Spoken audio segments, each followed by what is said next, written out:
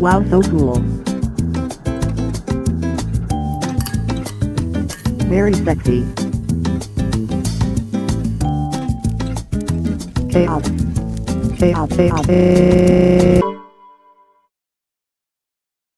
We've got a new fully Ramblematic t-shirt available now at our dftba.com merch store. There is no middle finger big enough. That's what it says on the shirt. I mean, that wasn't me editorializing. Buy now.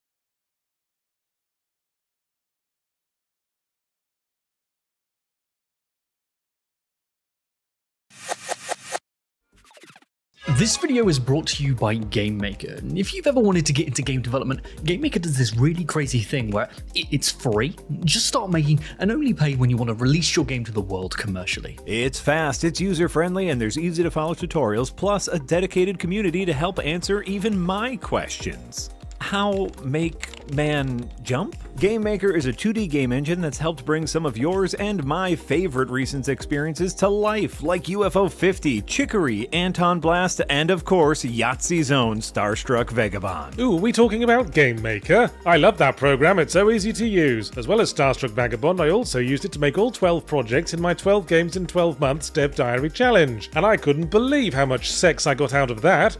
None. I got none at all. Which I couldn't believe. So what are you waiting for? Head on over to the GameMaker link in the description and start cracking away today, because we want to play your game. Yeah, looking through this list, I'm seeing one of you made Armpit Fart Tycoon, and I've got several questions for you.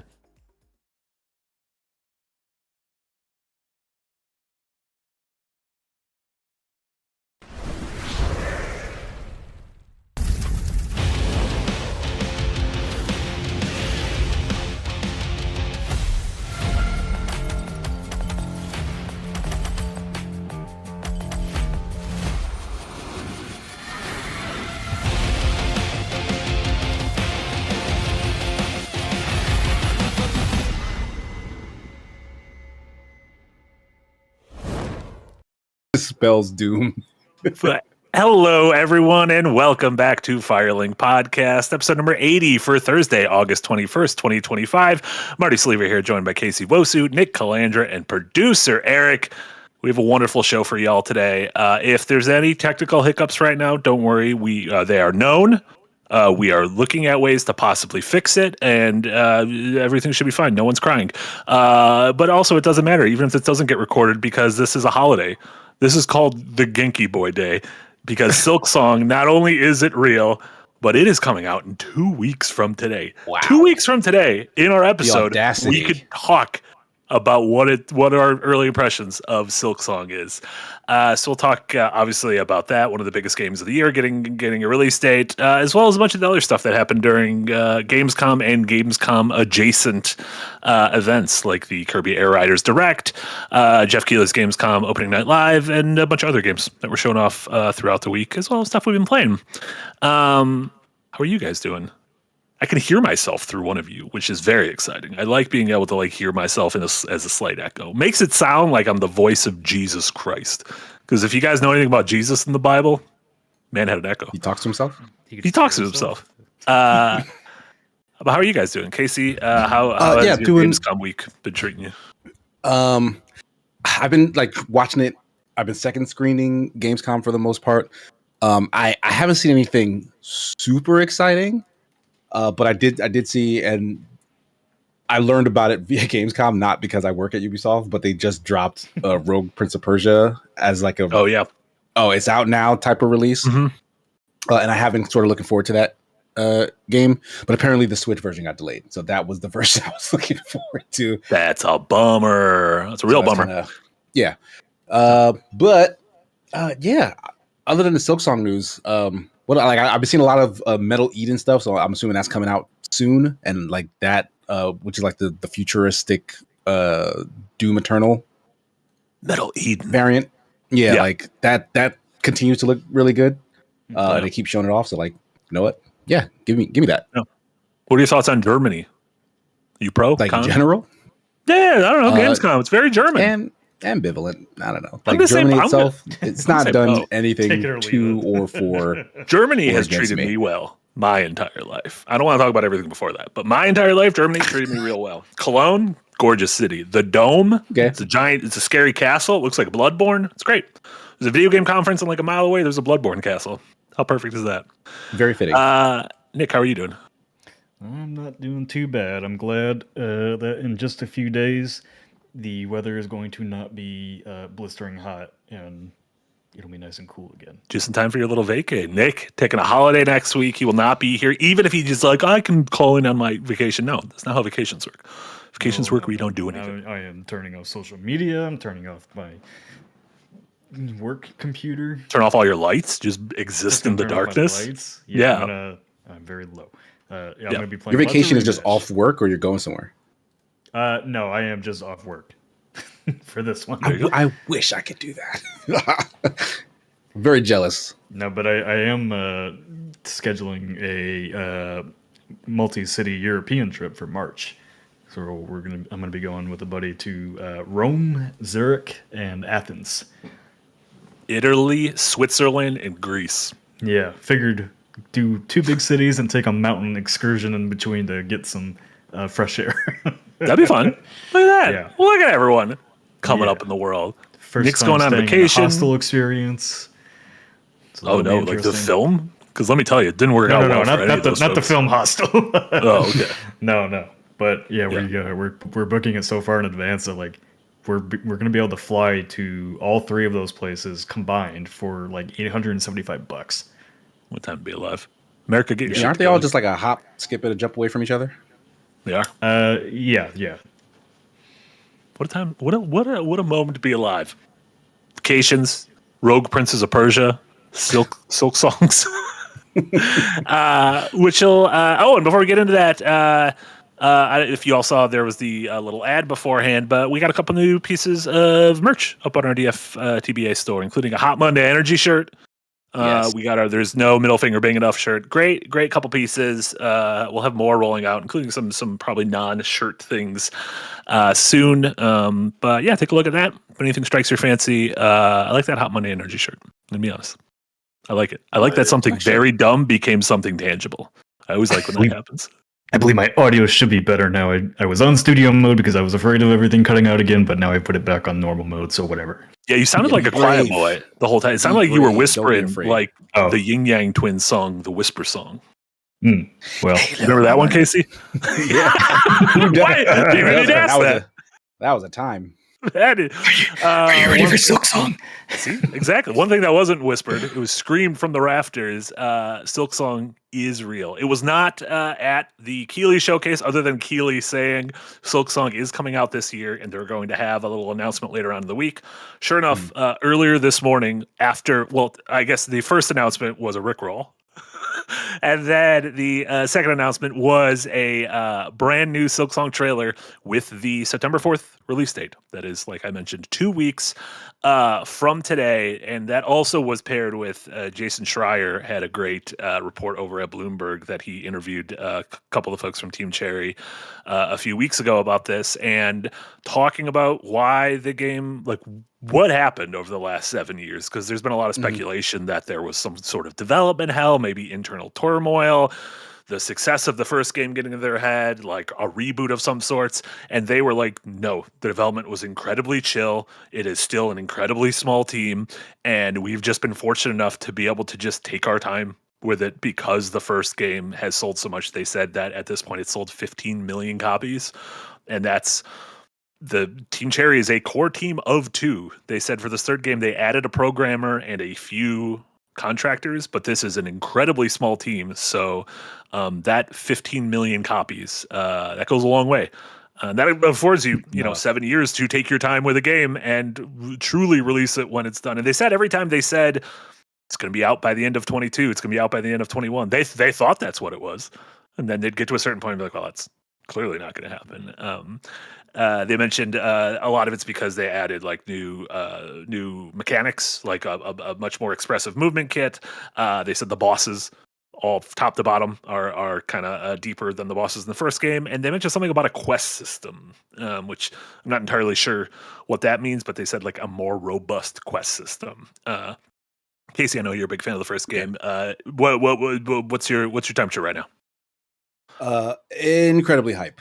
Like, I don't know what about the trailer and the fact that they just gave a date. Like, they're so nonchalant about the fact that, like, yes, everyone's been waiting for years and years and years for something. Like, the trailer is very much just a trailer. It was like, hey, here's our game and here's the date. Like, we were having the frenzy. They were like that interview seems to suggest, they were very chill. They were just working on the game. That and they don't pay attention to anything online is what the interview said. Like clearly, right? Like, 'cause they could have done so many goofs and nods and allusions to the wait, but like, no, they're like, hey, here's a thing we've been working on. I hope you like it. And like, it looks really cool. Like, I'm really interested in the movement that's on display. Like the character in the first game is relatively simple, but he feels really good. And like, yes, once you get several of the power sets that, the move kit kind of expands in a real meaningful way. I don't know if we're looking at like a mid game or late game version of Hornet in the trailers, but like the way she flips around and like dives down and bounces off of things, like that movement looks incredibly fluid and reaction based and heavy, and like it reminds me of how Nine Souls plays, which again, since Hollow Knight, that is in my mind the peak of this sort of hand-drawn Metroidvania system. Like, it plays incredibly well, feels really, really good to move around and fight enemies in. Boss fights, spectacularly great feel and satisfaction once you complete them, regardless of how incredibly difficult they are. This looks like an even more fluid version of that sort of combat. And that excites me, like, to no end. Like, I'm very, very hyped about how this looks right now. Even like the stages look more dynamic. Like, there was almost like an Ori-esque, like there was like a volcano or something like rising up from the ground. And it looked like a thing that, which might give you PTSD from Jack last night, because that's where we ended. We ended with a little challenge like that. Yeah, but, Jack, very much not the epitome of platforming. But yeah, it looks really cool. Nick, as someone who tried to get in the first game a few times, what did you think about this? Yeah, it looks cool. I definitely want to try it. I think I was gonna stream Hollow Knight, but Casey said no, don't do that. I don't recommend it. Like, yeah, so you tried it the first time, and I feel like that got in the way of a lot of your enjoyment, and you can't focus on it really. Yeah, I think while you're doing a stream anyway. I think the only difference is I've played so many more Souls-likes now, or these types of hard games. I'll have more patience for it than I did before.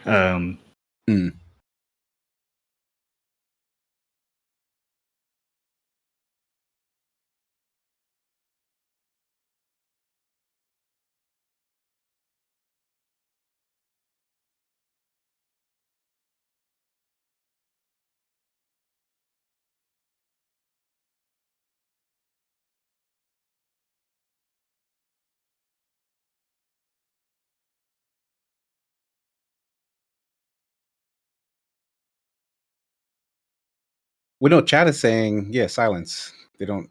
Can you guys hear me? No, I mean, chat. No, chat has no audio. I don't. Yeah, chat has no audio. We can all hear each other. Test 1 2 3. Test. Oh, they hear Casey. They hear me. Is that now it's back. And Marty. Is it back now? Oh, we're all back. Okay. Weird. Okay. Do you need Nick to handle hosting? Okay. So sorry, we were talking. Apologies for that, and anyone listening to the podcast, which is probably going insane right now, saying, "Just fucking talk. Why are you mumbling? Why do you do this shit live?" Which is a great question. Great question I ask myself every podcast. But Nick, you were talking about how the 2D Metroidvanias haven't really hooked you in the past. You're going to try this, and how it's clearly some kind of it's a big deal, It's a- but at the same time, Yeah. it's interesting that they, when Jason Schreier reached out and asked about when's press going to get copies to do reviews, and they said they're not sending them early, I and they figured. said it's because they think that it would be unfair to backers because this was That's 10,000 true. years ago. This was a Kickstarter stretch goal. That That was is we're going to true. give you DLC for Hollow Knight that is going to be released after the game is released, and this morphed into a 7-year saga of Silksong. So that I find kind of fun, and I'm going to be honest, I feel bad for anyone who's going to have to rush out a review or anyone who's going to have to rush out guides or anything like that. But I'm kind of excited that arguably one of the biggest games of the year is there's like a democracy to it, that everyone's getting it at the same time, and that it's not this the day Death Stranding 2 comes out, I'm getting spoiled by it because someone had the game 2 weeks early, that kind of thing. Like, I think it's cool that people are going to be figuring shit out in real time. And of course, there's going to be the sickos who, play the game for 50 hours straight and beat it. But I even think it's God cool that bless like them. internally we all get to start on the same day, which is neat. Yeah, there's some hubbub about review copies not going out and like people not being able to make informed purchase decisions. But I mean, like it's 2025, apply. guys. Like people watch live streams of the game the second it comes out. Like I think, Also, yeah, this game there's some games that are beyond. This game doesn't need Yeah. reviews. This game, maybe it's most- not going to be as good as the first one, but everyone who's going to buy this game knows they're going to buy this game. Yeah, Right, most people yeah. that use reviews these days just want to affirm their preformed opinion on it. Yeah. A couple Patreon comments came in before we went live. Remember, at that $5 tier and above on Patreon, you're able to comment on episodes before we go live and have your thoughts folded into the convo. Andy Hunter, with a great point, said Silksong is probably going to be good, but it's hard to live up to the hype. Can you think of any games that were similarly hyped and anticipated for a long time and did live up to it? 7 years is a long time. Definitely not Duke Nukem. Definitely not Duke Nukem. My answers are kind of like, it's kind of wishy-washy, but it had been rumored for a very long time and then teased and then finally shown. But Final Fantasy VII Remake was a thing they had talked about doing for a long time and then finally revealed it. And then when it finally came out, but that being said, it didn't come out that long after the full reveal. Half-Life 2 is the other one that comes to mind. That is, there was a 6-year gap between Half-Life 1 and Half-Life 2. That was a game that had development trouble, had to be rebooted, it had a bunch of its source code leaked and everything. And it's funny, it feels like the next one could be like Half-Life 3 if that were to ever come out. But I guess, do you guys think this could live up to the hype? Do you think like an imaginary bar has been set that can't be cleared? Honestly, based on that interview with Schreier, I think it could. I mean, like they said, we just made the game we wanted to make, and it took 7 years to do it, and there wasn't really any development hell. Usually when a game takes that long, there's some development hell. Like some people were mentioning Dead Island 2, which went through 3 different developers before we finally got some version of that game. And it turned out, good. Yeah. So this is like one of those games that has taken a very long time just because it did and not for any other reason. And I think that's a story within itself. Yeah. I feel like that question of will it live up to the hype, that kind of really only comes from detractors, like people who want to hate on a thing. It feels like I feel like Hollow Knight has the opposite problem, where people will love it regardless. Like folks who were like enamored by it. Like, I don't think they can be disappointed by what this is, because like they're not changing much. They're just adding to what that core formula was. And that's kind of what they always wanted. Like, it was, like you said, a DLC expansion to the core experience originally. So like, it's going to be very similar to it. So as long as that experience is good, I think that's what will satiate that need for more Hollow Knight, because you're back in that world, but you're getting more bosses, more enemies, more war lore. Yeah. So I don't know. I think this is going to be tough to. It'll be tough for this to disappoint. And again, I'm a victim of the hype. Sure. Like I've been looking forward to this for a long time. Now seeing that as real, like I'm actually getting excited for it. And yeah, as the trailer plays, like nothing in here gives me any sort of pause or worry. So I'm riding that high. I think it's gonna be fine. It's also interesting. This is the first. I mean, correct me if I'm wrong. Is this like the most hyped, longest hyped, most hyped an indie game has ever had? Like maybe No Man's Sky. We just haven't, but that didn't really have the pedigree of, oh, they're following up blank. You know, this is like we haven't had a Haunted Chocolatier yet. Yeah, that hype never made any sense to me. Yeah, I don't think so. I mean, this, what other indie game of this scale has sold 15 million copies? Yeah, I think this is in a tier of its own. Yeah, completely agree. A couple more. More. Keep buying. A couple more Patreon comments. One that maybe we can help with Nick. Steady Goblinwood, thank you so much. That any tips for someone who has tried Hollow Knight a few times and always seems to fall off? It's absolutely gorgeous and my kind of game, but it beats the tar out of me. I'll be running back again after work today in hopes that it'll finally break through. I do think at a certain point, some stuff just might not be for you, even if it seems like it's made in a lab for you.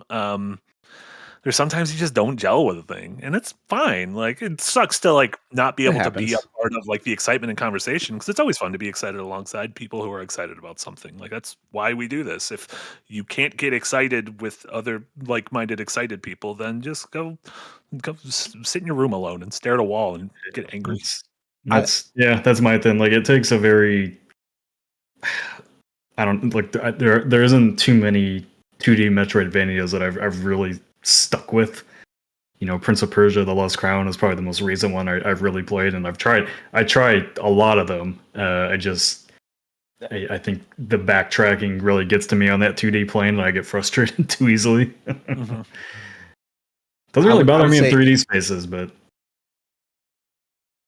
yeah, and I'm not sure why. Like I can't explain in my head why that would make that big a difference, but I think it's just because it's a lot easier. 3D is more confusing than 2D.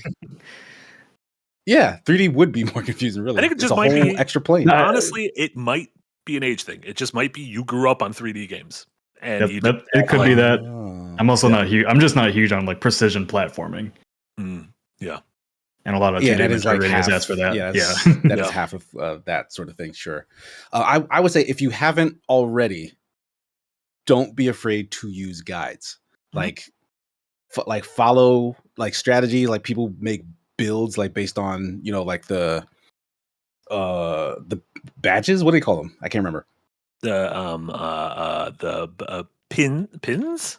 Whatever they're called, like the little emblem thingies that you give. Collected like so many of them the past few days. Markers. No, I can't remember what they're called for some reason.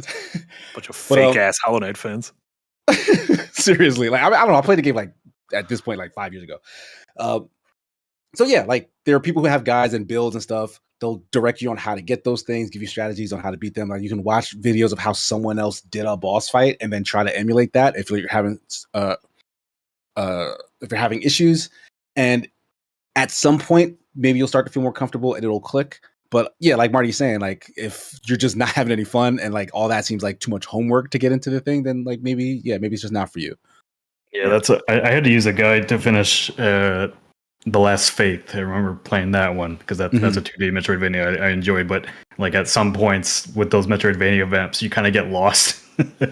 When they want you to do backtraps and like you go all the way to the bottom of the map, it's like, oh, go all the way to the top now, and then I get overwhelmed pretty easily in those 2D maps like that for some reason, but it doesn't bother me in 3D maps. Weird. Yeah. Marty might be right. You might be onto something. Charms is right. The Charms. Yes. But, yeah, I do think maybe for Nick the OG, like using guides will help because that's what I plan to do. Like I want to go back to Metroid Dread, and if I need a guide, I'll use it. But I think I just have to get over that sense if you need of a guide. Watch our playthrough of Metroid Dread. Yeah, And every 2 hours we come back, we're like, what were we doing? Right? I don't like using guides for Metroidvanias because it takes out the discovery aspect of it.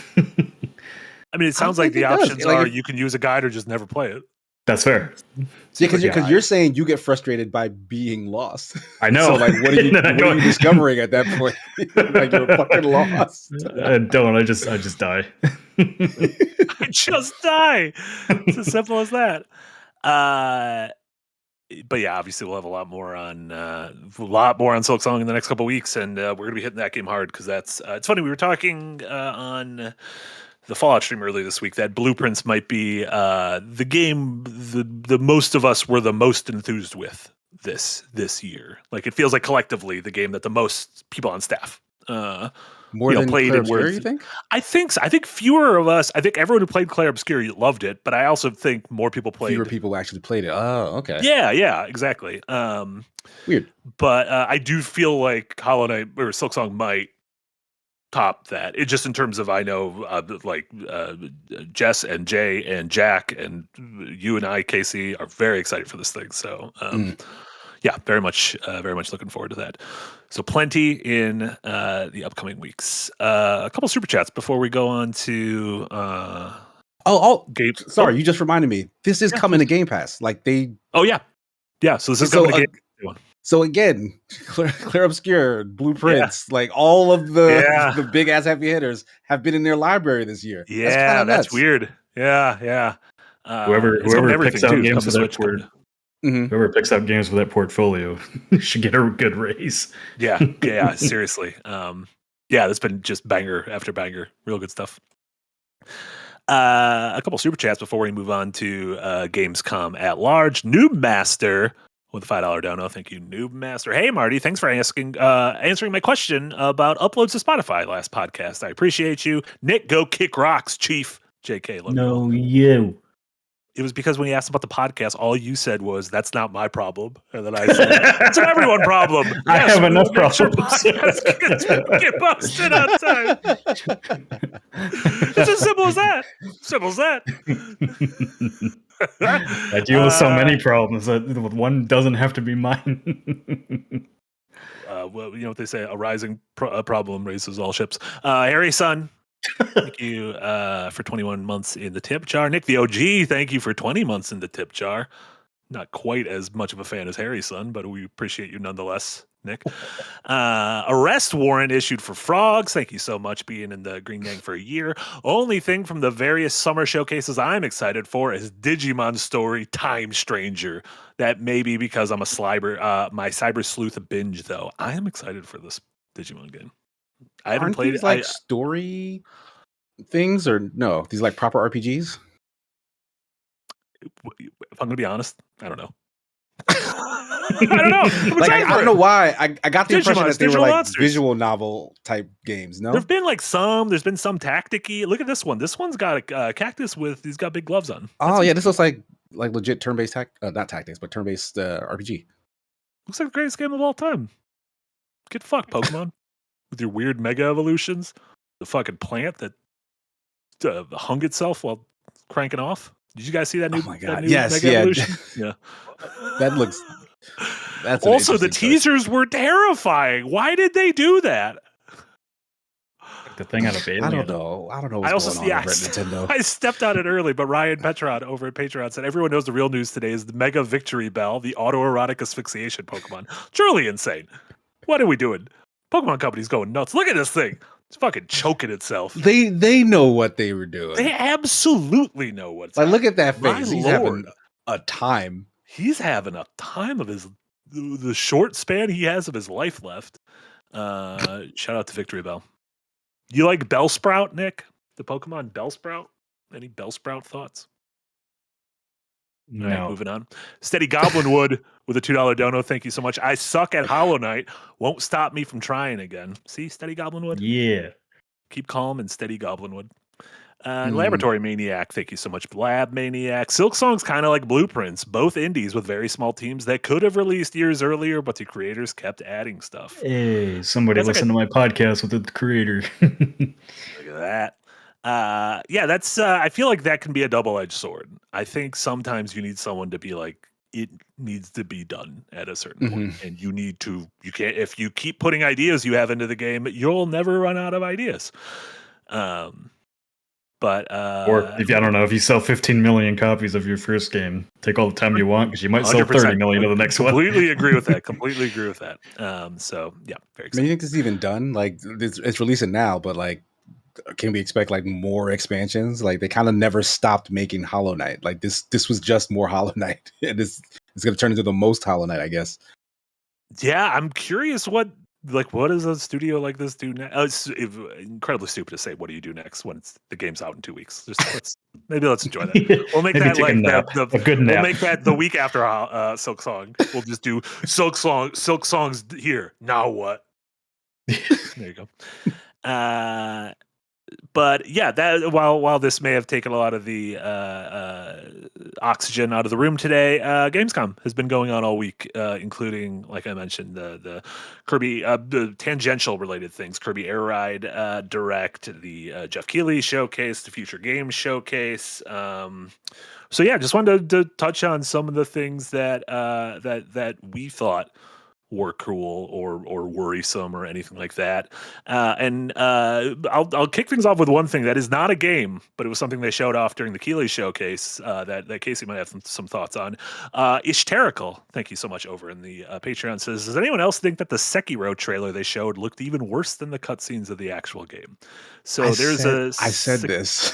So there is a Sekiro anime in development. When I went to Google the studio, I'd never heard of anything else they worked on, but they have definitely gone on the record saying that they are interested in AI in their animation pipeline. However, they have backtracked today and said there's no AI in this show. I thought it didn't look very good. That's kind of exactly what, like, yeah, because my I watched the announcement while you guys were streaming. And then my good friend Superman Jeff posted the trailer in our group chat and was like, "Hey, do you know about this?" I was like, "Oh yeah, I knew this was coming. They announced the trailer today. Looks kind of weird." Like, that was my first impression. Like, it looks odd.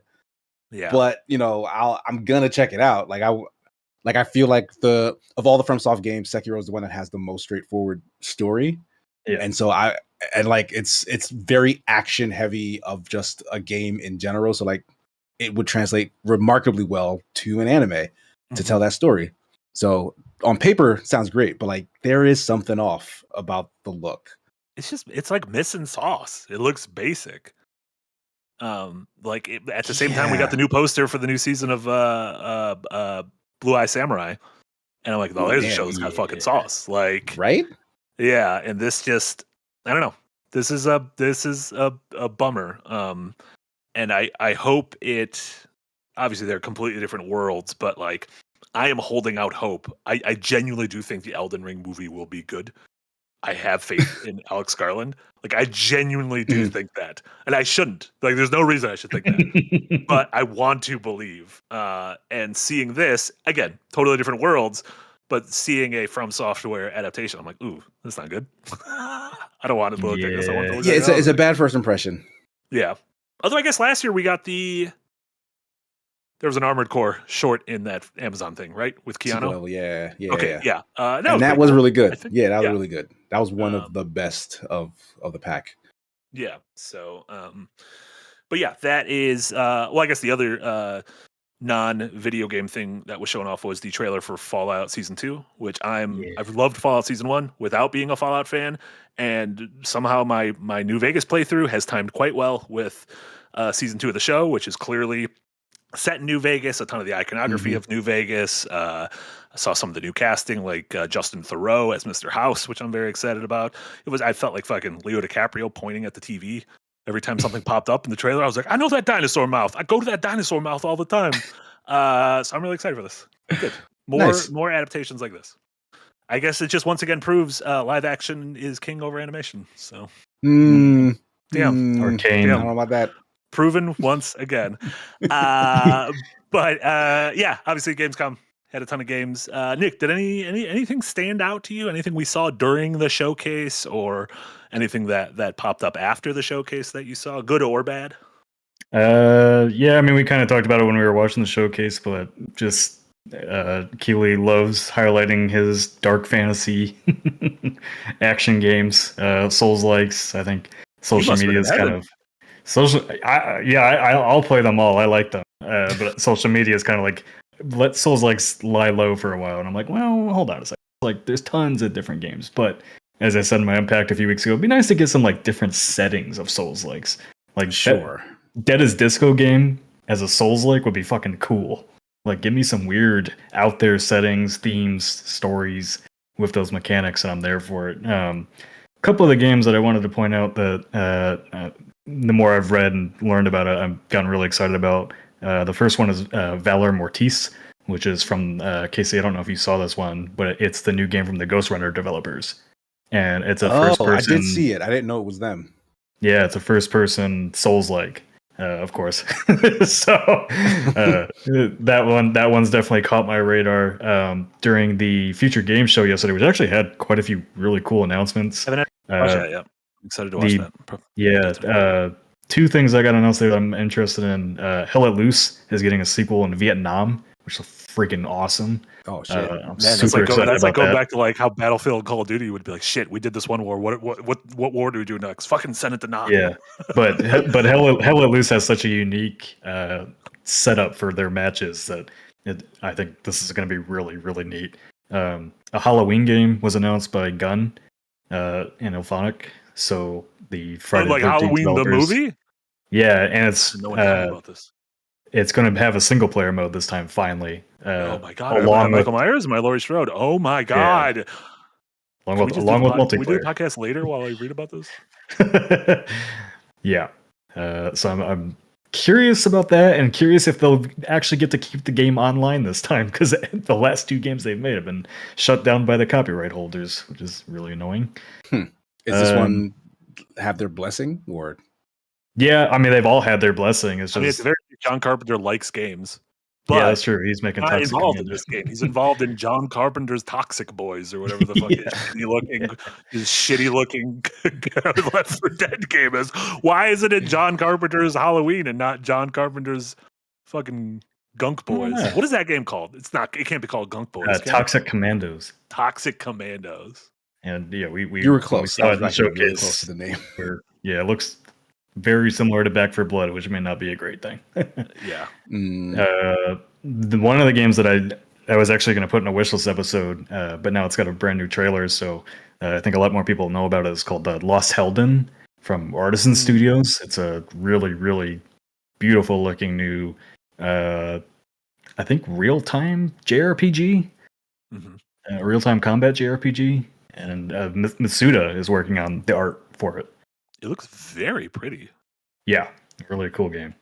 Yeah. And then the only other, I mean, there's a lot of games I put on our wish list, but the one that I'm really curious about is the new game from Zaum Zero Parades. And this is like a third rail. This is a live wire. This one. Yeah. I don't even want to touch this one. This is spooky. Yeah, previews. Everybody that got to check it out seems pretty positive on it. So this is Zaum's follow-up to Disco Elysium. But if team you've that's been left following, there.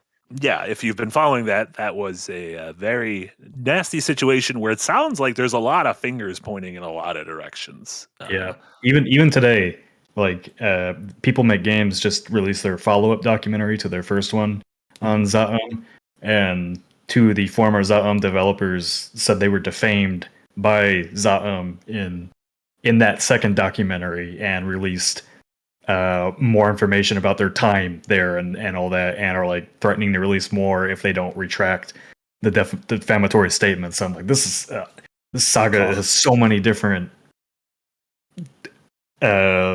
webs. It's everywhere. It's weird.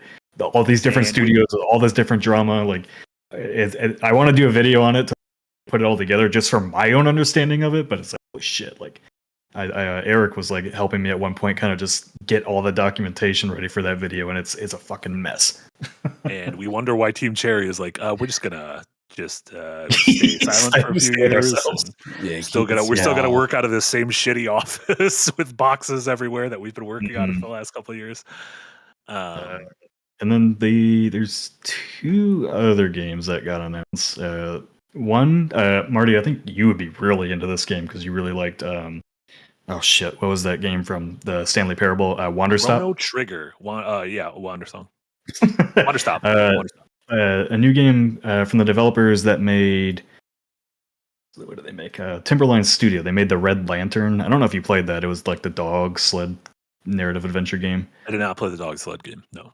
Well, their new game is called Bistro, and even though it has roguelite deck building elements, but the way you prepare for combat is by cooking food, and it's almost like a Dabarella character. Like she wants to cook food to save the world. Am I spelling It's this a really interesting Bistro. Beastro. God Bistro. damn, what a name for a video game. Great name. Holy Moses. I did not put that together. A lot of furries here. A little worried about this. That's the beast. Yeah, a little. That's the Bistro. That's the Beastars. Yeah. And the very last game was one that I'm really personally excited about because I really liked Anatria, the last song, which was like the Italian Souls-like. They announced their new game at the Keighley showcase, La Divina Commedia. Divine Comedy. It's happening again, Yeah, Casey. You gotta go Divine back Comedy. in the Dante's Inferno mines. They're making another one. All right, yeah. And despite the trailer maybe looking like a Souls-like, they've described it more as a traditional action-adventure game. But that trailer was all fluff, right? Like, what do you mean? I mean, we didn't like- see like what it will look like when the controller is in your hands. yeah, like it said on the bottom, it said yeah. in-game footage, but like it wasn't actual gameplay, and just the way the animations all move to me look like bullshit. like nothing plays the way this looks right now. Yeah, I mean, the Anatria trailers are kind of similar, but the game ended up looking just like the trailers, so I trust them for the most part, but we'll see. But I just like seeing first time studios who release a game that's like kind of maybe a little bit middling, get a second go at it and try to make something even better. So I'm glad like they didn't shut down or anything. 'Cause I don't think it sold crazy well, but it sold well enough that they got to make a new game, so that's fun. And like we were talking about, like it's like I think we were talking about last week during the Mafia discussion of like we need more people being able to release a game that's like to good and let them build upon that to make something to learn and make something better, because that's where a lot of our favorite twos come from. Yeah. I'm not sure if you missed it, Casey, but Absalom also got a release date for October, which I think you were interested in that game. I've seen it. I don't know if interested would be the right word, but it looks okay. Like I'd try it. Too many games. Cool. Like I know what that game is. So there's that. That's Dotemu. That's like that's the right. Yeah, the they've been guys doing all the like the the 2D recreations. Yeah, they did the Battletoads joint and the not Double Dragon. Streets of Rage. Yeah. Mm-hmm. Yeah. So that's my very long-winded list of games I saw, and I added a hell of a lot more to our wish list, which I will link in chat so you can go see all the cool games. Yeah, I'm gonna have to watch that future game showcase. Check out some of those. Casey, was there anything you saw over the week that stood out to you? I'm not the biggest Lego game fan, but I thought that Lego Batman announcement looked really freaking good. Mm-hmm. Like the fact that they're combining like not just any specific Batman lore, like it's not James Gunn's Batman, which I guess doesn't exist yet, or like Snyder's Batman. It's every variation of Batman. Just it's all nods to just the entire however many year history of Batman in media that they seem to be going for. So like the animated stuff as well as the live action stuff.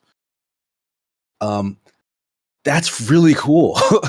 And like it looks like a big open world Rocksteady game. Like they even make nods to the game. Like he does like in one of the cutscenes, like the little spray of explosion stuff. Yeah.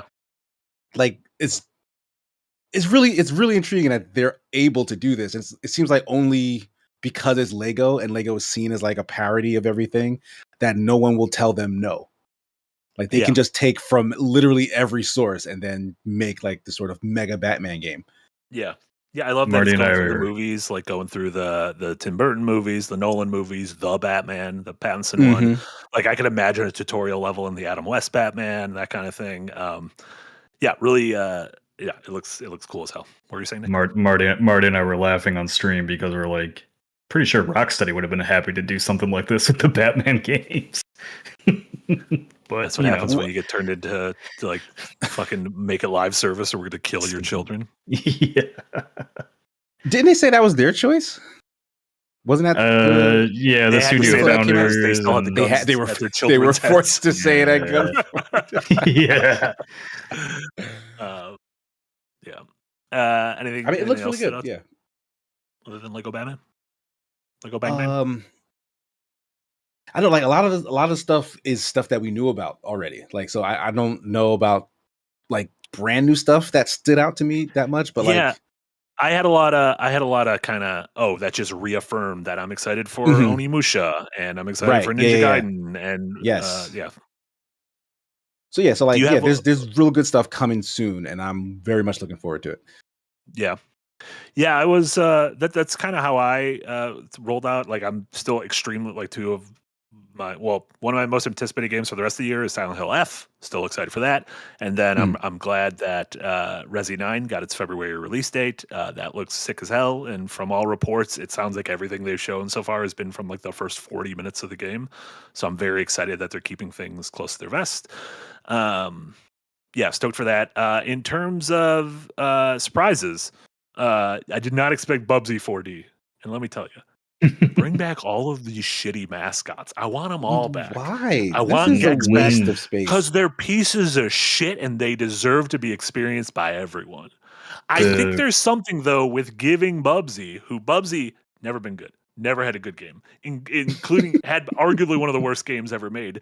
But giving it to Fabraz, who've made really like they made good indie platformers, and Demon Tides is like one of my most anticipated indie platformers, and letting them like give it an honest to God shot, I think is kind of genius.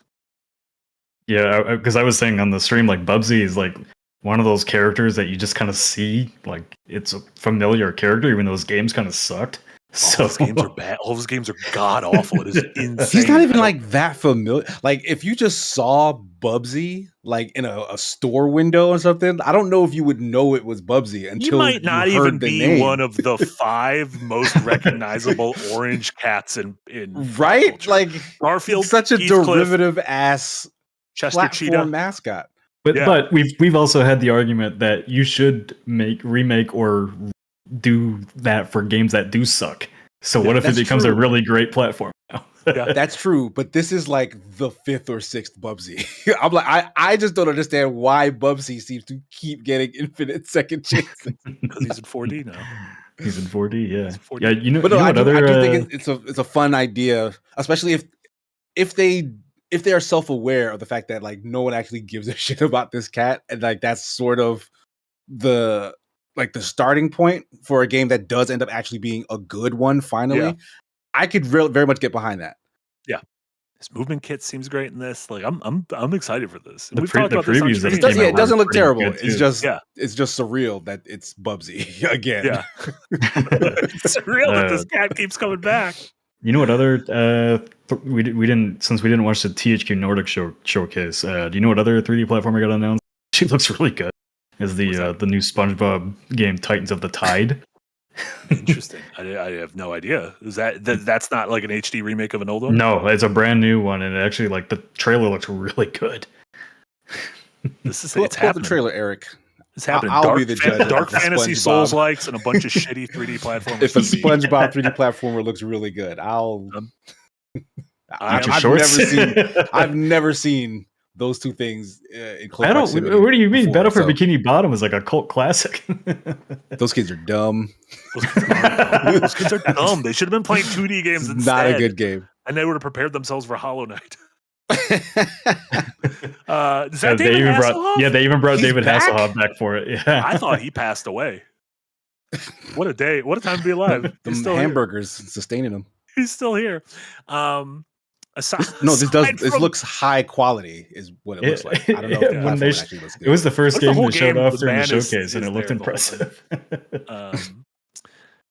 Aside from Bubsy 4D, but I think my favorite brand new game that was announced that like a little bit beforehand, I sent Casey the trailer, being like, "This, they fucking put this in my veins." Was Densha Attack, and this is a 3D action platforming trick attack game that the devs were heavily inspired by stuff like Jet Set Radio, Tony Hawk's Pro Skater 3, and 90s anime, and you play as a train. Densha is the word for train in Japanese. Densha Attack. It is like an anime train that is out of control, going through these worlds, doing tricks, fighting bosses. And let me tell you, I don't get it. I don't understand how any of this is going to work. I don't get it. I don't know what my fingers are going to do, but I want them to be doing things to this train game. Look at this. Yeah, this looks like it's sort of on rails, but like it's a train. It's supposed to be. That was the most insightful thing you've ever said, Casey. Listen. No, but because like a Tony Hawk game it has a trick system, whatever, but it's based on freedom of movement inside a big environment that you explore. But like this is a guided path, so it's a lot more reflex heavy, but then also still throwing the Tony Hawkness in it. Long before Tony Hawk, you guys remember Una Racers, right? Yeah, on SNES. Yeah, no, that game had a trick system akin to like Tony Hawk, way before Tony Hawk was a thing, but it was a 2D thing that you were racing on. So this can work. Like that's kind of what's been brewing in my mind about like how this will play. Like you're trying to get either really good times, like maximize your score while running through levels that you then memorize, and then hit all the best routes or whatnot, because it looks like there might be alternating paths or whatnot. But yeah, this looks super kinetic, really fun. Weird as shit. Sign me up. Funny that you brought up Uniracers, because I literally wrote the word Uniracers down in a script earlier today, because that was developed by DMA Designs. That was Rockstar. That was Rockstar, yeah. That was Rockstar before they were Rockstar. I believe the creator of Grand Theft Auto was one of the lead designers on Uniracers. Uniracers is such a good ass fucking game, and it's the only one that ever came out. That game told to a stop story. doing Bubsy games and start doing Uniracer games. Oh, I'm already done with Bubsy. There's a story in Uniracers. There's a story, and it'll make you cry. It's they fridge your wife, and you got to get your daughter back. But yeah, Densha Attack. It is not. I'm really excited for it. And then there was the Kirby Air Riders Direct that I wanted to talk a little bit with you, Casey, just because we got Sakurai back. And let me tell you, it is wild that man can be like, I will make you another Smash Bros. Game, but you need to allow me to make the Kirby game, and then for 45 minutes, read from the instruction manual and tell you why Mario Kart's kind of bad and that Kirby will be better. Like, it is. Hey, were you listening? And there was a legitimate. His mic drop moment was that Kirby Air Ride for the GameCube only used the one button, and for this one, we've added a second button. And it was like, I was kind of hyped, and I'm like, am I dumb? Like, am I dumb that this got excited? Is this just a racing game? I didn't watch this. It's kind of more like an action game. Like, you are trying to race to a finish line, but it feels like combat along the race is the important thing. It's like less Mario Kart and a little. It's like a more a fusion of like Mario Kart and like Vigilante 8 / Twisted Metal or something like that. A little bit, but you're on a track. You're not in like an open world, but there is like a large stage where they do a little bit of that. It seems like whatever that mode is called. Yeah, the City Trials. City Trials. Yeah. Which that was a big. I know a friend of the show, Deebs, who said it was obsessed with that as a kid, and that's kind of like the very small open world where you kind of do like a fuck around, almost more like a battle mode kind of thing. But then there's like certain events you get pushed into. But yeah, I'm excited for this one. This one got a November release date, which also has a bunch of question marks of what about Metroid? Like, are y'all still making Metroid? Because the Metroid apparently was playable at Gamescom. I don't know if the previews have gone out yet, but maybe they'll hold a different direct for that. Maybe that's slip until next year. Because like Nintendo's kind of getting their fall short up between Pokemon Legends and this, and then the Hyrule Warriors, whatever. I think if they want to, I would not be surprised to see them release it right around the holidays, so people go out and buy Switch 2s. Because right now there's not a whole lot of reasons to buy it. People buy Switch 2s for Metroid though. Like Metroid is, I love Metroid. But Metroid as one of my favorite games of all time. I think it's like a B franchise for. But as a combination of like having Donkey Kong and Metroid and Kirby Air Riders, like at least it's like a bundle, you know. Yeah. I mean, I think Pokemon's gonna be the thing that's gonna get people. Although it's like a Pokemon offshoot, so we'll see. But yeah. Excited for that as well. We had a couple super chats come in during that as well. Nick the OG, thank you so much for a $5 dono. And remember, your donos right now. Not we funded Adventures Nice Season 5, but it doesn't stop there. First off, thank you so much to everyone who donated for that. That was Thank wild. y'all. That was especially during the all day stream, during Mondays, Hot Monday Energy. You guys are wonderful. Every little bit helps. But we have a stretch goal now of filming the next. It's a game related D&D one shot that we are all very excited for, and the thought about it is that it needs to be filmed in person. It is something that could not work remotely, so this is something that we'll hopefully be filming alongside Season 5 as well. But Nick the OG, thank you so much for that $5 dono. Said the Sekiro anime may seem bad now, but don't forget we sort of recently got a gritty short film adaptation of fucking Pac-Man, and that kicked ass, so anything can happen. But the problem with the Pac-Man thing looked good. This looks like butt. This looks like butt. It's just the animations, like, quality looks like, but like the actual fight scenes, the actual story, like that might all be fine. Like we won't know until we actually get to see it.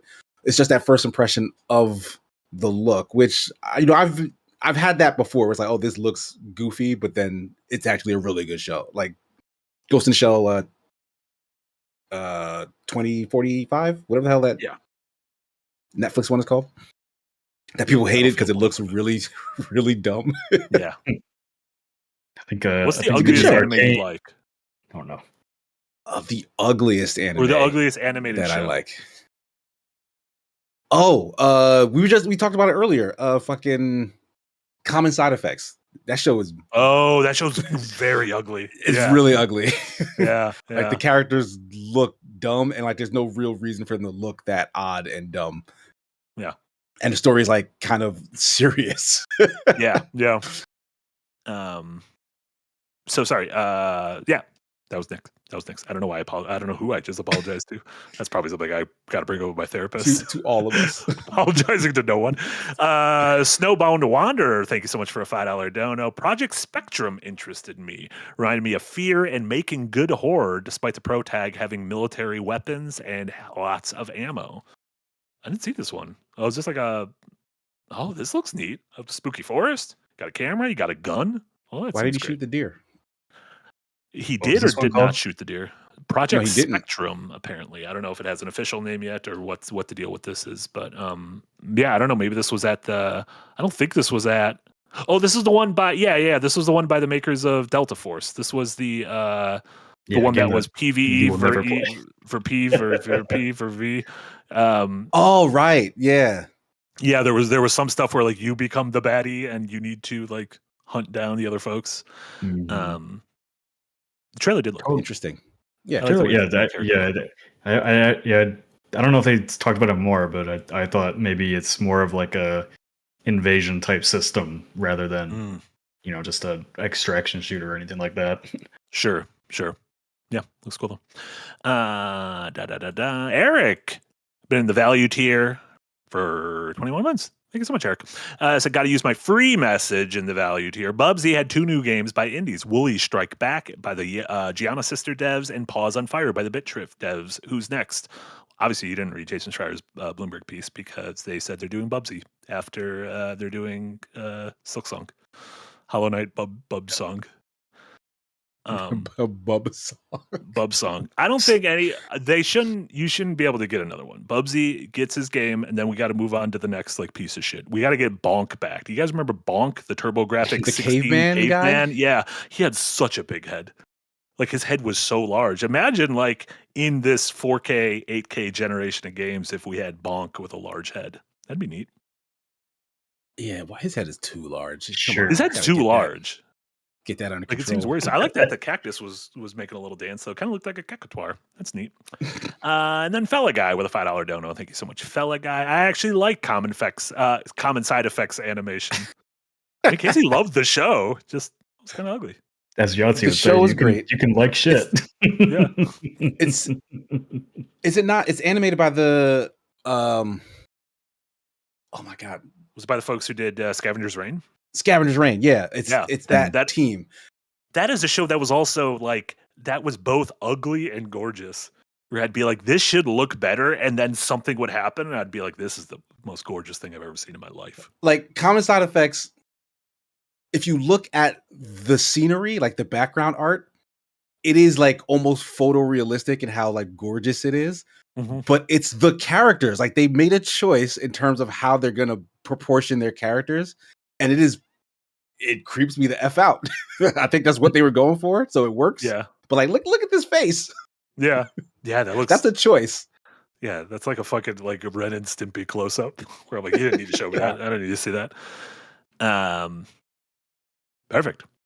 Yeah, Gamescom. I thought a pretty good Gamescom. Yeah. It's a lot of.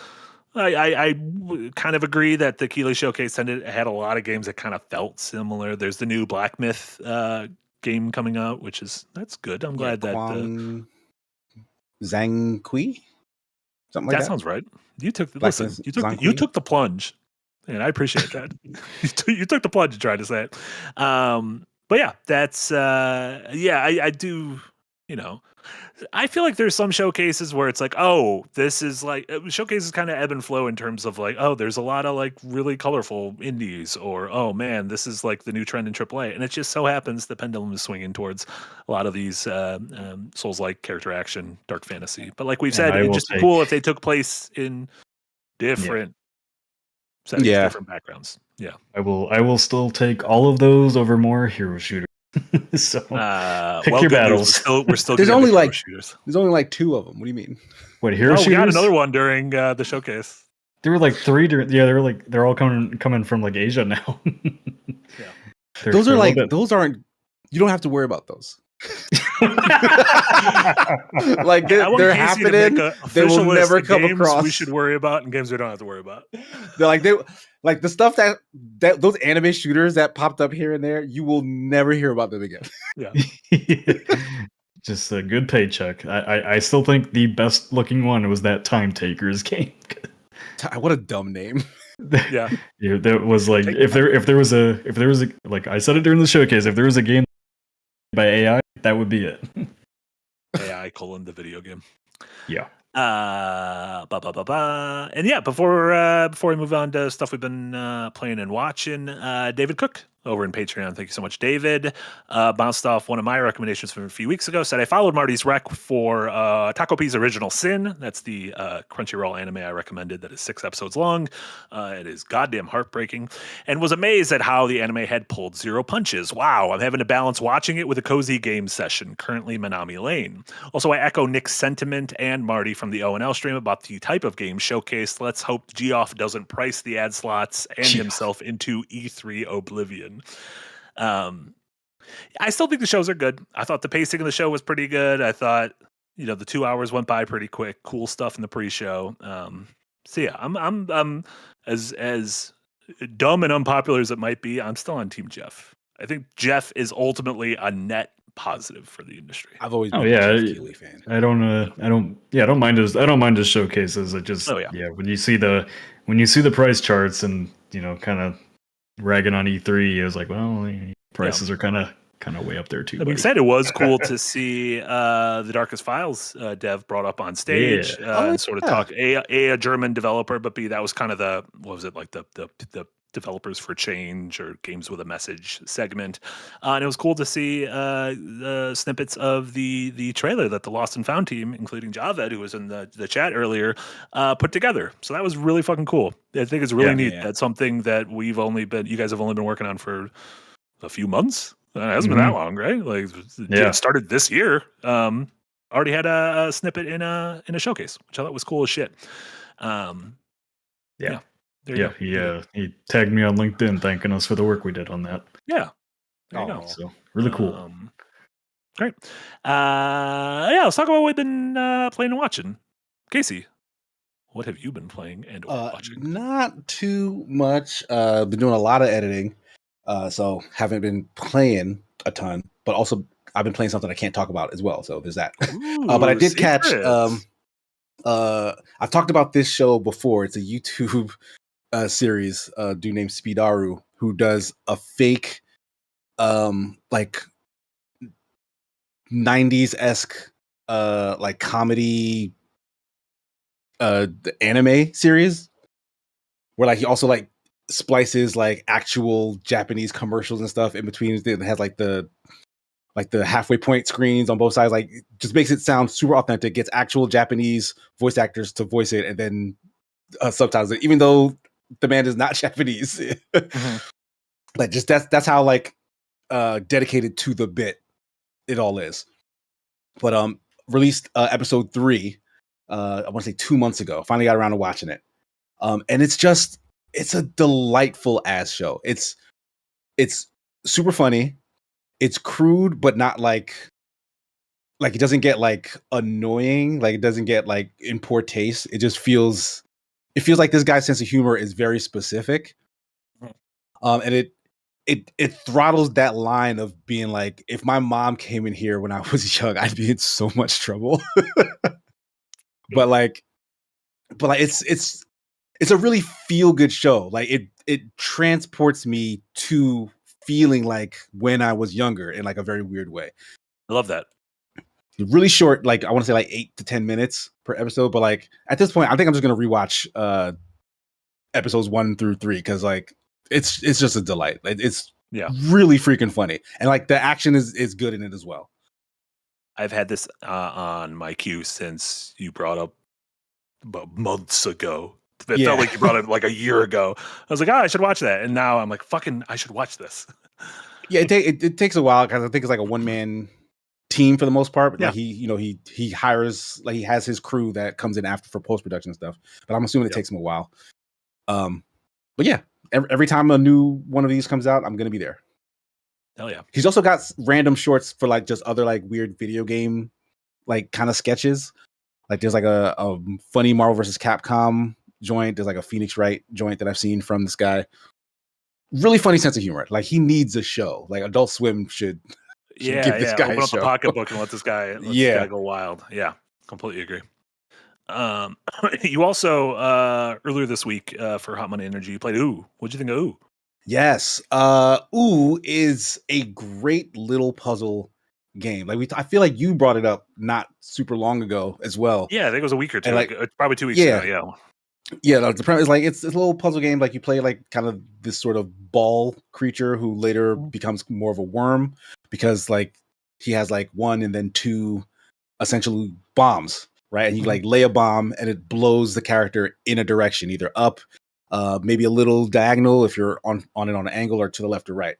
And like positioning those bombs will jettison you in the direction you want to go. And like the puzzles are based around both you mastering that technique and then you learning how to like learning new ways to use those bombs to open up more of the stage. And like, there was one particular solution after the game taught you something about not to spoil it, but you lay bombs underneath you. The game teaches you how to get bombs above you. Yeah. And then there's like this really cool puzzle that because that's how puzzle games work, right? Like you figure out the solution and then you have to execute. When I figured out what I was supposed to do, it almost felt like, is that what they want me to do? And then in trying to do it and seeing it happen just felt like that euphoric rush of like, oh, that's so cool. And I'm so smart at the same time. Yeah, absolutely. It makes you feel like a goddamn genius when you're like, it's realize it could be like this. Yeah. It's a really good time. I think like we ended the stream in like World 6. I don't know. That feels like that's maybe the last world. Maybe there's another one after that. I don't know. Depending. I didn't see any of your stream, and I don't remember the number of worlds. But the game was only a few hours for me, so I'm imagining. Yeah, it felt like it was going to wrap up.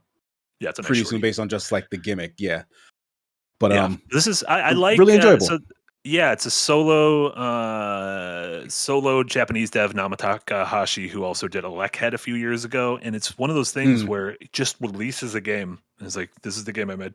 Doesn't give interviews, isn't in any showcases. Literally didn't know this was in development, and then just he was like, I've released my game, and I'm like, what? Like, holy shit! Like, no demos during Next Fest or anything. Oh no, there was actually a demo for this during Next Fest. I lied. It didn't work on my Steam Deck. That's why I ignored it.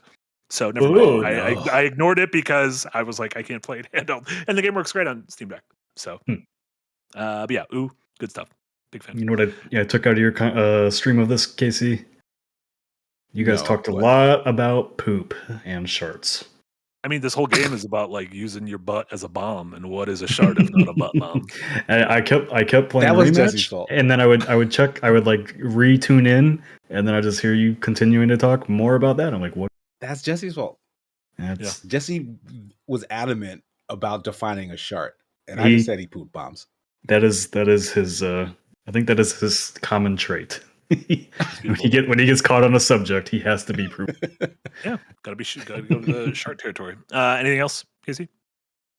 I got to the end of I think what's available for Spriggan, which I talked about last week. So I jumped over to Dandadan because there are new episodes coming out. Yeah, show's just fucking great. I was thinking I should just start it over because you come in hot when it returns. Like season 2 it feels almost as if you stopped in the middle of an episode from where it starts. Oh, yeah. I was like very lost and I had to kind of remember what the hell was going on. But God, that's a good ass show. The fact that's like, what did I need to do this research? But like, do you know off the top of your head what has Science Saru worked on before Dandadan? Did the Scott Pilgrim anime?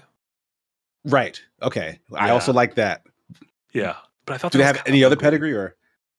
I'm sure. I mean, but it's aping a style of like the graphic novel. Sure. Yeah, which I guess is kind of like that's Brian Lee O'Malley's style that they're recreating. Yeah. But I'm so excited because for them to do the new Ghost in the Shell, because like Ghost in the Shell is probably like maybe one of my top 3 anime things of all time, and the fact that the team that's doing this show, which is so like the story is great, incredibly animated. Like this might be the best animated thing. Yeah, like in terms of the 2D anime style since like maybe like the spectacle of like Demon Slayer. Yeah, I mean honestly, they both feel like we've put so much money into this and look how good. Yeah, this almost feels like when you see. As a compliment, it feels like when you see one of those like AAA game demos and you're like, oh, holy shit, like a Naughty Dog demo, and you're like, oh my god, I can see every dollar. All the money is on screen. Yeah, and I love that it's the big bombastic things like the fight scenes and everything, and the evil eye and everything. But then there's like small moments of animation, like what's the pink haired girl's name, whatever her name is, the one who's now the stuck up one. Yeah. There was in this second season. This isn't a spoiler, but like they show they show her morning routine, and it's her putting on a bunch of makeup, but it's like a single shot of her. Like this is exactly I think what Eric showed now. Like Eric's showing, yeah. Like doing her makeup like step by step, like doing her brows, doing her eyelashes, like putting on foundation and everything, like putting on a moisturizer, and it's like something so small and simple that is so fucking like you took 15 seconds out of this episode to show this almost as a flex of like, we can do this along with the crazy fucking fight scenes against a giant worm kind of thing. Yeah, that's cool. Yeah, good stuff. Yeah, I love that show. You should watch Dandadan. Yeah, it's the best anime on Netflix right now. The hardest recommendation about Dandadan though is the first episode has like the weirdest thing in it with the aliens trying to take everyone's dick and fucking sexually assault the character. I think Nick would be into that as a premise. Yeah, dick stealing, definitely on my Netflix categories banana, list. Which you would kind of love. That he's like, we need your banana. But yeah, I just wish that wasn't in the first episode. It's goofy, it's like how the first episode of Black Mirror is the episode where the politician has to fuck the pig. And I'm like, this is a hard Yeah, it's a bit recommendation much, because this yeah. should be like, if this was like the 4th episode, you'd be like, well, I'm all in already. Like, I can handle Right. anything. But Eric, get it out of there. I don't want to see him fuck that pig. Jesus Christ, Eric. The I pig feel the fucker's same here. way about the first episode of Rick and Morty, which is I think that's the one about like the seed having to be like smuggled up Morty's ass or something, like the alien Was that seed. the first episode? That's good. I think so, but I feel like it's a bit much. Like the one that got me to watch the rest of the show was the one about the dog uprising. Like I feel like that's a nice, cute episode that also flips into its sci-fi nonsense. So like, yeah. Good shit. Nick, you watch anything? I'm still watching Alien Earth. Still really like it. I think interesting to see internet's reaction to it is pretty mixed because I think like tonally it's very different from Alien. But I really like it. It's actually got a lot of really funny moments in it. Like this past week's episode is really funny. Just seeing the kids in adult bodies trying to deal with adult situations prepared for is that the actors do a really good job of just making you believe they are kids in an adult body. It's funny. So it's a very, very different vibe for Alien, and I really dig it. Lots of commentary on capitalism and everything like that. So I still highly recommend it. My Alien. Yeah. Only other thing I want to start watching while I'm on break, Nick, is I didn't realize it was from the Blackbird. Do you remember that show with Taron Egerton? Yeah, I never watched it, but yeah. So that creator has a new show out on Apple Plus called Smoke with Taron Egerton. Oh, I've been watching that. Yeah. Have you talked about it in this podcast? I feel like you mentioned. No. So like, it's mostly my fiance, but like, okay. I'm sorry, my wife. Your wife. Nice. My wife is watching it. Yeah. I didn't realize it was out, and so I just saw the trailer for it last night. And it's incredible. I watched it. It's pretty good. Since you've been watching, like, explain the premise for the viewers then. Essentially, a guy who, not an ex-firefighter, but an out-of-field firefighter, is now a firefighter investigator because he had, some sort of traumatic fire that he was pulled out of the field for. He gets saddled with this sort of actual cop who politics had basically sent her out of her precinct to go do this fire investigation stuff. And they're both hunting down a case of serial arsonists, what appear to be 2 different serial arsonists all over the city. And it's like, sort of it's an interesting dynamic between them because also the ex-firefighter is, trying to be a writer. And there's a lot of complications with the politics of the cop, but there's a big thing that happens halfway through that kind of flips the whole thing on his head that I will not spoil, but it's interesting. It's kind of a slow burn, pun intended, until that twist. After that twist, it kind of like ramps up in terms of like the tension and the drama. Nice. Yeah, I haven't watched this one. I should check it out. Yeah. There's also another show on Netflix that I would like to start, Untamed. I don't know if you've heard of this one. No. Kind of another... No, not about lions, but it stars Eric Bana and Sam Neill. And it's like a kind of a crime show based in Yosemite. 2 Aussie boys. It's based in Yosemite National Park. It's pretty popular on Netflix right now. So not Australian whatsoever. Yosemite is incredibly American. Holy shit! Definitely not. I would have bet $100 that show was Australian if it was starring Eric Bana and Sam Neill. There are Australians that don't get to be Australian very often, which seems like a bummer. The role I know Eric Bana most for is in Troy. Yeah, it's not Australian. Sucks. Sucks for that man. Doesn't get to be Australian at all. I didn't even know he was Jurassic Park. I didn't even know he was. Sam Neill's Australian. Irish, but he lived in New Zealand, also not Australia. Well, whenever Sam Neill's like in an evil role, that's when he's Irish. That's true. He was really good in The Mouth of Madness. He was great. Yes. Yeah. Shout out to Sam Neill. But so that's what I've been watching. As far as games I've been playing, This one will maybe surprise people because I don't normally play games, cozy games, but I have been playing and enjoying very much Discounty, which just came out this week, and it is essentially a game where you run a convenience store, and the town kind of has all kinds of different characters to meet and like plot lines going on. A little bit of a mystery as to certain parts of the town. Like it's not a spoiler at all to say like right next to your trailer that you live in, there is kind of a locked off house with some eerie kind of things around it. So Okay. very funny, witty writing. It's like a game that kind of like it's one of those games that of course commentates on capitalism. The game is about capitalism. But in a very like satirical way, and I really like the writing. Like the characters are really well written. It's very funny. Like one of the first things you do is you have to make like a bunch of trade deals with different sellers around town, and one of them has you basically have to go break up a monopoly. And the woman's like, "All right, well, I pitched this idea, this really shitty idea to my executives, and they didn't. So if you can find a way to, then I will sell to you."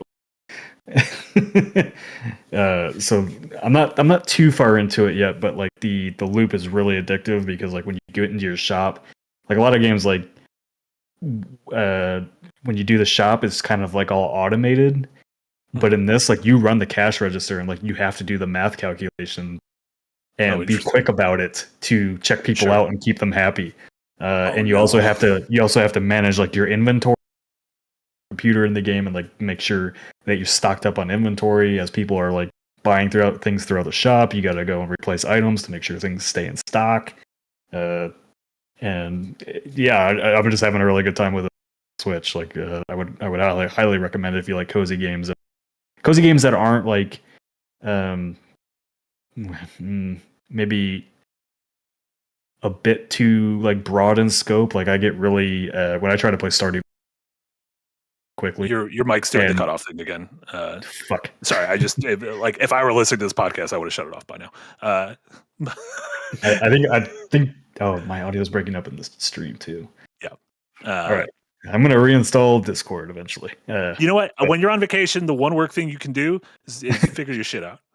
Yeah, reinstall it. It's just on Discord because I didn't do it on Google Meets. Yeah. But you give Discounty a big old reco?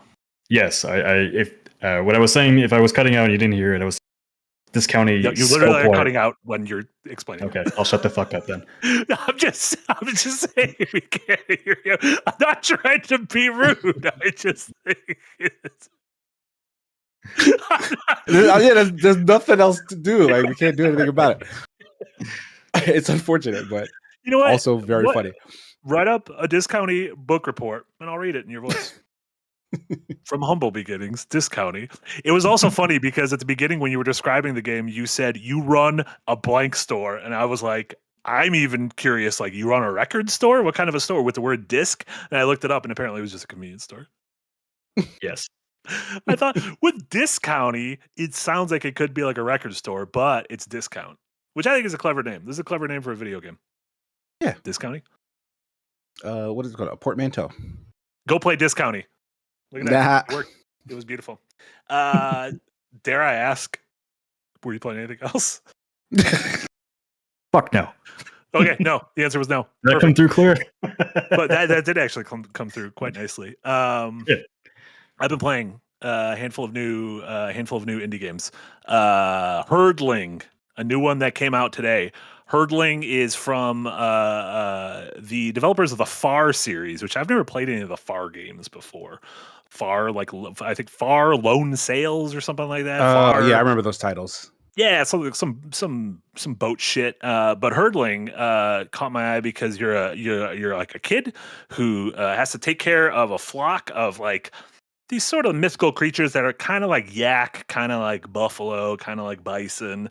They're just these hairy little dudes, a little bit like the banthas from Star Wars. But you have to herd them. You're like a shepherd of these things, and you start in this kind of grimy urban city. You need to bust out of the city, and then you go through farmlands, and you kind of like Journey. You have like a destination. There's a mountain, and you're continually heading towards that mountain. And along the way, you need to use the critters to solve various puzzles. animals. You need to find more, and you bring them into your herd. Every time you get one, you get to name it. And I had like a dozen of them, and I just got to give them all nice names. Some of them are big, some of them are small. You get little like clothes you can put on them, like a little you'll find an earring, and you can put the earring on one of them. It's very nice, very somber. This is one of those games. There's no words. You're kind of just getting the story based on the things. But at a certain point, something happened to one of my herdlings, and it was my fault. And it is the worst I have felt in a video game in years. I was so like, you can like just lose them, or was it like scripted? No, it was not scripted. It was not scripted. I made a bad judgment call, and a thing happened, and I was like, I can't believe I've done this. And I just had to live. I just had to keep going. I just had to live with my consequences. I'm close to finishing this game. I believe it's relatively short. I think it's like a 5 or 6 hour one. But yeah, anyone who enjoyed it has a little bit. The critters have a little bit of like eco and Last Guardian to it, where they can occasionally have a mind of their own, and like the friction of having to herd them feels like you're dealing with like an actual animal, which I kind of like. As someone who's never had an actual pet, like I like the idea. That's one of the things I like about The Last Guardian, is like having to deal with an animal as like an unruly pet. But yeah, I am a big fan of Herdling. Just came out today. Check that one out if any of that sounds interesting. And then really quick, I played through all of Time Flies, which was a game that I think we saw at a showcase years ago, That maybe like one black of the and Double white Fine. one. Yeah, where you literally play as a fly, and Yeah. you only each run is, arguably, we'll call this a roguelike. Each run lasts the number of seconds that a fly's lifespan would be, or in years of, no, not of flies, the average lifespan of a country. So you choose a country. So if you choose the United States, and you live the number of seconds that is the lifespan of a human in the United States, which is like 70, whatever, 2. So each run is 72 seconds long. However, you start in this room, in this kind of house, and you fly around for your 72 seconds, and you have a list of things to do, and they're kind of vague. It'll be like get drunk, meet a friend, make someone laugh, and you have to figure out like what does it mean by those. And so like get drunk is, there's like a martini glass on this counter, and a little bit slipped off to the side, like spilled on the side. If you try to drink from the martini glass, you'll just die and end your run, because you'll drown in the martini glass. But if you get next to the little droplet that fell, you could suck it up, and then you get kind of drunk vision for a little bit, and it crosses off got drunk. And make someone laugh is you have to kind of run. There's a guy sleeping in bed with his feet out, and you have to like run on his feet, and he'll kind of laugh. Very Untitled Goose Game. Very much that, but it's kind of fun because you have these like 10 things in each level you have to do, and you need to figure out what they all are, and then you need to figure out how to do them all in one run in order to beat the level. So like it does become like there's a little bit of skill in the experimentation of finding out what each of these things are, and then being like, what is the most optimal route to get this all done in 72 seconds? And then you move on to the next level. And the next level is like a completely new setting with a new set of goals and everything. Short game, experimental, but one of those like constantly smiling, incredibly delightful kind of things. Like every interaction I thought was really cute. So check that out. Time Flies. Also, both of these last 2 games were published by the same people, which I didn't realize. Panic. Who made the Cranker Folks. This is a Cranker episode. Oh, is this game not on the Cranker? This is not on the Cranker. No, this is a video game. I mean, Crankers can be video games too, but this is like playing this on Steam Deck. Like it seems like it was born from that energy. This feels like this would, the sons of Big Crank. But then my last reco, probably my biggest one of the week, is Sword of the Sea. This is probably the biggest of the 3 indie games. This is the latest game from Giant Squid, who did Abzu and The Pathless before this, and also had folks who worked on Journey. Yahtzee and I streamed the first hour of this on Yahtzee Tries. I finished it. It's a relatively short 3-4 hour game, depending on how much you poke around. Probably the best feeling movement in years in a game. You play this wanderer who surfs on his or her sword, their sword, and you are going around a desert trying to bring aquatic life back to life. So it really does feel like it takes the sand of Journey, the water of Abzu and fucking smashes them together. And then it also takes like kind of the sword and some semblance of combat from the Pathless and pulls that in there. Just an absolute goddamn delight of a game. Incredibly gorgeous. I'm a sucker for games where you're kind of bringing life back to like a corroded space. Anything like Okami or anything in a game where even like Donkey Kong Bonanza has like these like, the parts where there's like the purple poison strips on something and you need to clear the poison strips and then flowers bloom around it. This game scratches that itch time and time again. And yeah, it just feels great. Looks great, sounds great, scored by Austin Wintory. It's on PlayStation Plus as well as a PC. So if you have PlayStation Plus, you can download this one for free. Like I said, pretty short. So it's $30, only a couple hours long. So if you are a hours per dollar person, you might want to wait a little bit. But if you are a hours per enjoyment person, highly recommend this one. Yahtzee didn't seem too enthralled with it. No, I think it's a bad game to stream personally. Yeah, probably. But More no, I think vibes. he liked it. I think he liked the movement quite a bit. Okay. Yeah. But yeah, Sword of the Sea, big fan of it. So I turned off echo cancellation, which may solve my issue. Okay, let's Maybe go back not. to the top of the episode then. We'll re-record this one. All right. Second takes are always good. But yeah, I think that's Go play Discounty if you can Go hear play me. Discounty, exactly. In conclusion, go Neither. play Discounty.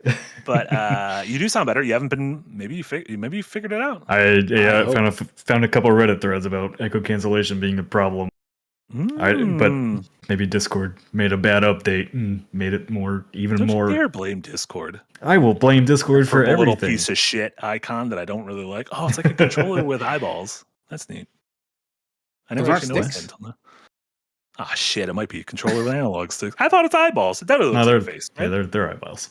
Yeah. There's no way to know. Or they're just balls. We did it though. Is there anything else? Did we do it? We might have done it.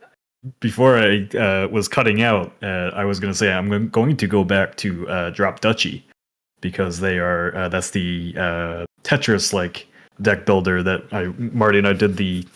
What was that show called? Discovery Q. No one remembers what that show was called. Myself. They're adding like a bunch of new faction and like new parts. Not cutting out. It happened again, Nick. It happened Fuck! again. I'm killing myself. It happened again. I mean, that's Everything was probably fine an until you extreme tried to recommend reaction. Drop Duchy. It does seem kind of extreme. I would just choose to not be on. I would just be like, oh, okay, I'll just have my nights off now. But Drop Duchy's getting some new DLC or something. It's getting like something waifus or what were you gonna say? Probably got waifus coming. New drops. New drops, new Tetris pieces. How fucked up would it be if they created a new Tetris piece? Oh no, I don't like that. Now, why did that give me like a visceral reaction? This one's got 5 blocks on it. You're like, what are you doing? Why did you do that? That really upset me for some reason. Incredibly funny. But Drop Duchy, check it out. Is that one anything but PC? That feels like a very PC game. I feel like this would be great on somebody's Switch. This would be great on Switch. Sakurai, make it Oh happen. wait, did Gamescom said nothing about that Xbox ROG thing, did they? No, there've been No? a bunch of hands-on impressions of it, and they put the release There date and have the been. price. Okay, Yeah, they gave a Nick price. probably has Oh, more detail. Nick probably has more details. The funny thing is, Nick just probably what? has details. Just what's the price, Nick? The price will come through. There's They two of them. didn't do a Roger price yet. Did I cut Yeah, out? they did. They didn't do the price. Yeah, they did. I literally read the So price. it's just when I recommend games. It's just when you recommend games. Yeah. I thought I read the price. No, maybe the price were leaks. The price was leaks. Like speculation.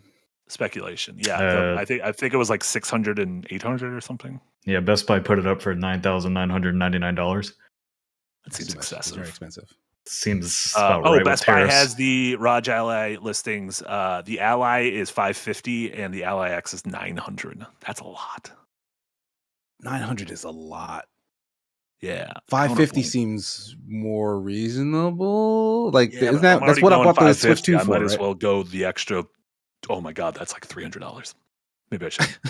It's a lot of money. It's an extra $300. That's not like the. Do you want to It's like just a McDonald's burger. Do you want? Yeah. like fries with that? $350 fries with that. Jeez. Not too much. But yeah, we'll have more leading up to its release. I don't know why I said that. What? Sounds like we're Why not? planning some expose on it. Oh, I'll think about it more. Someone should just buy me one. I'm intrigued. Yeah, I'm intrigued. I'm gonna let's get trade some, in my let's get some more Legion. partnerships. I'm gonna trade in my Legion Go to get that because I want the actual controller handles. Yeah, well, I got something for you. It's called the PlayStation Portal, and it has been collecting dust. It is dusty as shit right now. I can't dusty install than my Moonlight and crank. Apollo on it. It Oh wow. Moonlight of Apollo, is that like a Greek god? That Doesn't matter. That's, No, what is cutting it? out. I'm actually that- intrigued. I've talked about it on this podcast before. That's how I stream all my games from my computer to my Oh, Legion Oh Go. right, yeah. My life isn't set up for streaming. My life Uh, is set up for playing things off of the. Like I don't live in like a streamy house. Then why did you I don't buy just the don't think my PS Wi-Fi Go? is that good. What? I don't know because it looks nice. How about you fix your Wi-Fi? My Wi-Fi is like a little bit better for work stuff, but it's still not like if I'm like my Wi-Fi works fine in this room. I don't want to be in this room when the camera's not on. I want to be in other rooms. And, You know what? and Fair. I want to be in different wings of my mansion. It's like when you build a Blueprints mansion and you're like, I'm all the way down by the garage. I want to be up by the fucking casino. That kind of thing. Yeah, when Marty I was goes, about to say I goes don't have outside either to of play those his in my house, Switch, but I do have a garage. Humble brag. he just plays his Switch on his porch. He doesn't actually go sit by a tree or anything. No, Switch is great because I don't got to worry about Wi-Fi or anything. Just the games on there. Switch Done. is Wi-Fi last I checked, but yeah, I think we're done. Yeah, I have certain parts of my house I just can't download things. I just like I gotta bring the Switch like right near the router. I feel like a fucking prisoner in my own home. Hold it over it. Yeah, that's probably enough. We probably don't need to complain anymore. What do we got going on for the rest of our lives? Tomorrow, there'll be a new episode of Impact by Nick and Eric. What's this one about? This one is about stop fucking complaining about player counts. I knew that. That's right. Yeah. I like how I said use a different word. Are you just gonna go with fucking? Yeah. Honestly, I'm fine with that. I think we need to swear a little bit more in our video. That's not the NPR version. Listen, if the Yeah, let's try and see what happens. Yeah, the algorithm already fucking tanked my video, so might as well just cuss in yours. It's fine. Yeah, so stay tuned for that tomorrow morning, and then yeah, like we mentioned, Nick will be out next week, so we'll have a replacement on Firelink, and you'll come back refreshed, and I bet your audio is going to be sounding silky smooth when you come back. Yeah, will. Casey, what about you? You know, the huge but actually not the huge because we're no stream Friday. But Super Smash Sunday should be back on poppin' this weekend. I should have a video, I think this weekend, a wishlist video coming. Yeah, I think Yes? Sunday. No? Those usually go up Sundays. Mhm. Yeah, I think so. Yeah. So yeah, keep an eye out for that. Can you give the kids a hint at the theme? Yes. Weeb shit. My favorite. I was gonna say give them a hint, but I'm like, I feel like it's just the topic of it. Yeah, that's pretty much Handful of weeby upcoming indies that Casey wanted to highlight, and they look cool as hell. I think they look cool, yes. Outside of that stuff, a review probably sometime next week. And that's it. Big stretch. Oh, I thought you were like culminating something because you were doing like a spirit box kind of thing. No, I realized I was stretching in the middle of my sentence, so I shouldn't be doing this. That's a great time to stretch. Yeah, and then also, I mentioned it earlier, but I had a great video essay. Not a great video essay. I had a video essay that Jesse did a great job of editing. I thought it was great. It might be the best 7,000 I did such a good job. I think it's the best 7,000 video in the history of Talk your shit. I'm talking my shit. I'm happy about it. Went up earlier this week. Kind of starts as a slight review of a new indie game called Miscellaneous: A Tiny Tale, which I've talked about on the show before, which is a very much like a throwback to 3D platformers of the GameCube era.